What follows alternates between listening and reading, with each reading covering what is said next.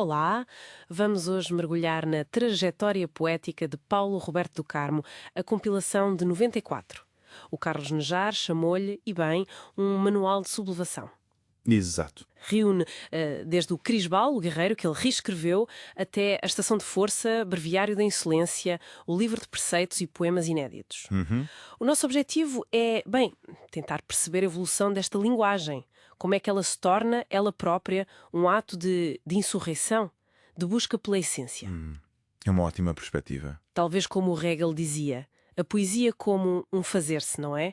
Aqui talvez levado mesmo ao extremo. Sim, e é interessante como a Lea Mazina fala da fusão de violência, voz coletiva, erotismo, mas a violência aqui parece menos um tema e mais, bem, a própria textura do real. A crueza, Exato. que a poesia dele não tenta disfarçar, antes pelo contrário, expõe.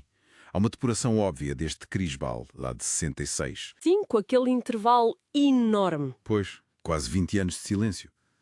Até chegar a uma palavra que ele quer, substantiva, essencial, até o cerne, como ele mesmo diz. E essa simplicidade cortante do breviário da insolência faz lembrar a imagem do Nejar, Qual? a da pedra. Sim, a pedra polida na funda de Davi. Lá está. É uma imagem perfeita para essa precisão quase letal. Falando no Crisbal, esse tom épico é avassalador. O guerreiro que cavava um templo no futuro, a linguagem de fúria e gozo, delírio azul, carvão sagrado, é fortíssimo. É.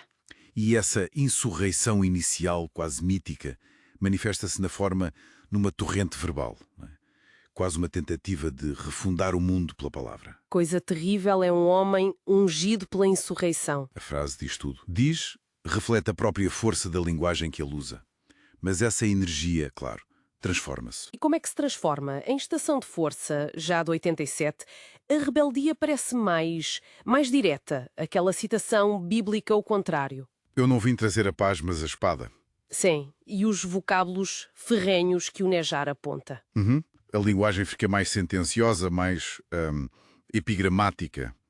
Condensa ideias em frases curtas, de impacto.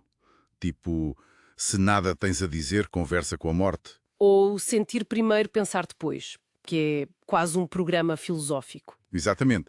Há um eco de sabedoria gnómica.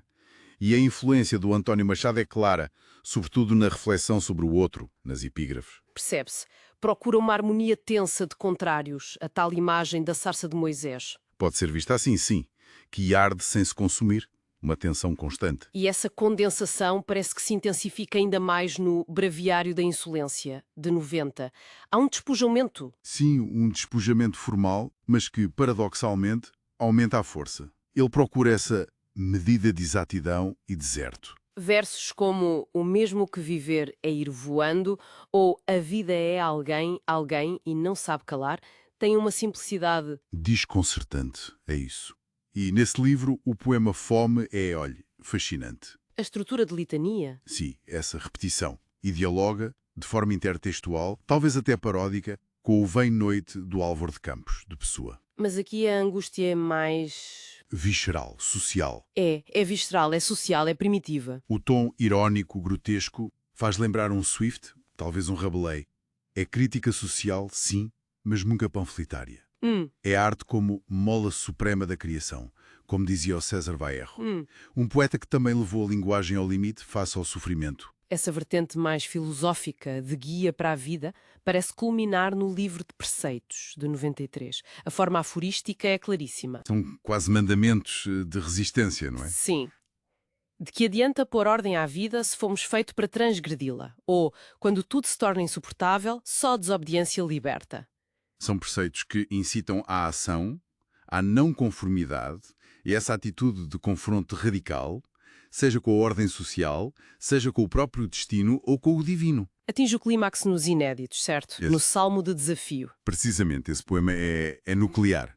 Se me permite, acho que vale a pena ouvi-lo na íntegra. A força está muito nessa totalidade da interpelação. Claro, por favor. Senhor, não vos peço outra coisa senão entalhar-me com o cinzel do meu destino ou salgai para sempre a minha boca. Senhor, não vos peço outra coisa senão lanhar-me fundo no crepúsculo das últimas batalhas ou expulsai-me sem rumo para outros exílios. Senhor, não vos peço outra coisa senão com as fêmeas estirar-me ao sol junto às cobras, ou entucai-me a alma pejada de culpas abortadas. Senhor, não vos peço outra coisa, senão tantas vezes morrer-me de tão caudeloso amor, ou agrilhoai-me nos calabouços, escarvando no vazio. Senhor, não vos peço outra coisa, senão de muito andar, das trevas amanhecer, o sol no peito, ou acovardai-me no doce sócio entre o sonho e o nada. Senhor, não vos peço outra coisa, senão de minhas costelas renascer, animado pela palavra, ou esmagai-me ao pé do fogo, verme de pestilentes babas. Uau! É intenso. a estrutura anafórica, essa repetição do Senhor, não vos peço outra coisa, senão, criou uma tensão brutal. Ele não pede favores, exige. Exige uma definição absoluta do seu ser. Mesmo que seja pela dor, entalhar-me, lanhar-me, ou pela aniquilação, salgai e esmagai-me. E recusa a mediânia. O doce ócio. Liminarmente. É uma exigência de autenticidade radical. E a palavra, no fim, surge como única força de renascimento autêntico. Numa leitura a Bakhtin, seria um diálogo tenso? Quase uma confrontação, sim, com o outro absoluto Deus, o destino, chame-lhe o que quiser. Este salmo, para mim, condensa toda essa trajetória de sublevação. Olhando assim em retrospectiva, vemos mesmo esse percurso.